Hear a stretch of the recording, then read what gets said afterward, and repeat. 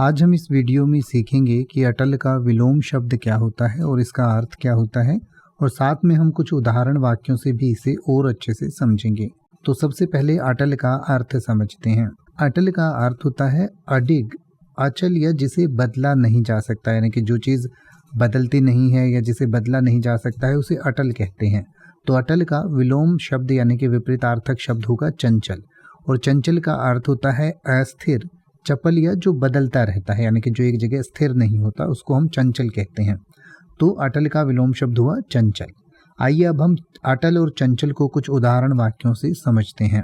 जैसे कि आप कह सकते हैं कि महात्मा गांधी के अटल सिद्धांत थे और उन्होंने कभी अपने सिद्धांतों से समझौता नहीं किया।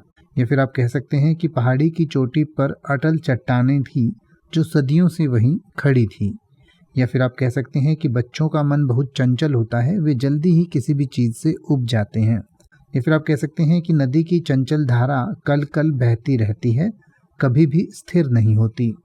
अब आप किसी भी वर्ड का मतलब हिंदी और इंग्लिश में YouTube पर सर्च कर सकते हैं। आपको मेरी वीडियो मिल जाएगी जिसमें आप बिना किसी फालतू बकवास के सीधा उस वर्ड का मतलब समझ पाएंगे। तो ऐसी ही वीडियोस को देखते रहने के लिए चैनल को सब्सक्राइब करें और बेल आइकन को प्रेस करें।